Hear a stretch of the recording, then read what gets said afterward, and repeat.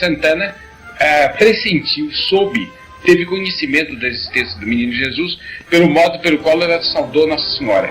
Como também Nossa Senhora, quando ela se dirigiu a Santana, São João Batista, que estava no ventre de Santana, teve conhecimento de que Nossa Senhora estava falando e estremeceu de gáudio, e a voz de Nossa Senhora santificou São João Batista.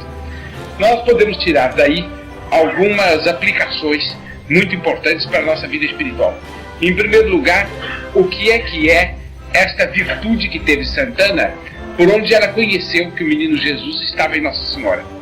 É uma coisa que evidentemente não ia sem auxílio do Divino Espírito Santo, mas era uma espécie de sentimento, de percepção de que o menino Jesus estava ali.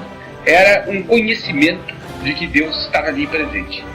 Esta graça, não de modo tão agudo, nem de modo tão excelente, entretanto de modo bastante alto, o verdadeiro católico deve ter também.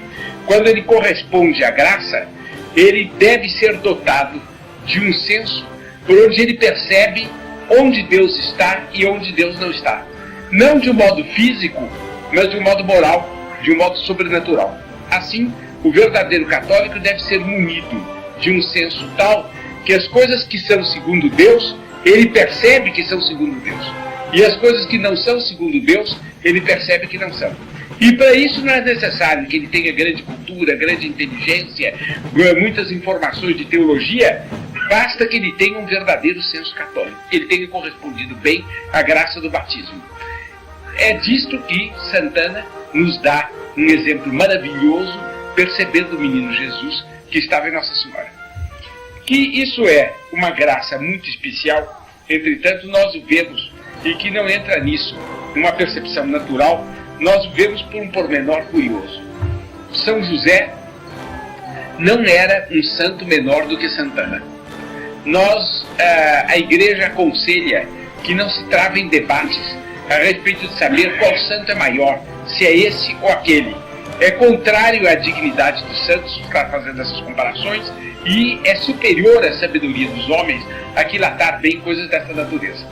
Não deixa de ser verdade que São José era o esposo castíssimo de Nossa Senhora e que ele tinha em relação a Nossa Senhora uma união muito maior do que a Santa Isabel ou de Santana. Por engano, Santa Isabel, que era apenas uma parente de Nossa Senhora, e que tudo leva a crer, portanto, que ele tenha sido um santo bem superior a Santa Isabel. Quando Nossa Senhora concebeu o menino Jesus, São José não conheceu que tinha concebido o menino Jesus, a tal ponto que teve a famosa perplexidade que todos os senhores conhecem.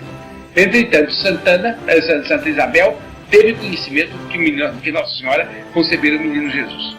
Como é que se há de explicar se o conhecimento da presença de Deus é um fruto da virtude?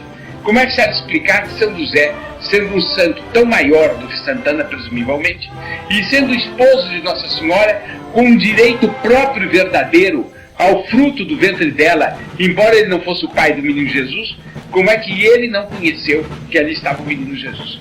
A gente vê facilmente a razão. É que Nosso Senhor distribui as suas glórias, as glórias que Ele quer dar, segundo planos insondáveis. Foi uma glória para Santa Isabel, que se venerará por todo sempre, essa de ela saber tão cedo que o menino Jesus estava lá e de cantar em louvor de Nossa Senhora como mãe do menino Jesus. Mas foi uma glória para São José o não saber. E assim é Deus que faz do saber e do não saber glórias para os homens. Porque foi uma glória para ele o não saber, por quê? Porque foi a razão da gloriosa perplexidade dele, da conduta virtuosíssima dessa perplexidade, e que o tornou o padroeiro dos perplexos até a consumação dos séculos. Porque nunca homem passou perplexidade mais extraordinária do que aquela. E nunca homem, diante de sua perplexidade, se portou com tanta virtude quanto ele. De maneira tal que ele deu uma prova de amor, ele deu uma prova de dedicação extraordinária, conservando a atitude que ele conservou.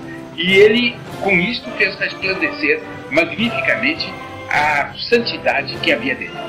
Nós devemos pedir a ela que a voz dela fale no íntimo de nossas almas, e que de um momento para outro essa voz nos santifique, concedendo-nos uma virtude que às vezes, anos e anos, de lutas e de trabalhos não nos proporcionaram.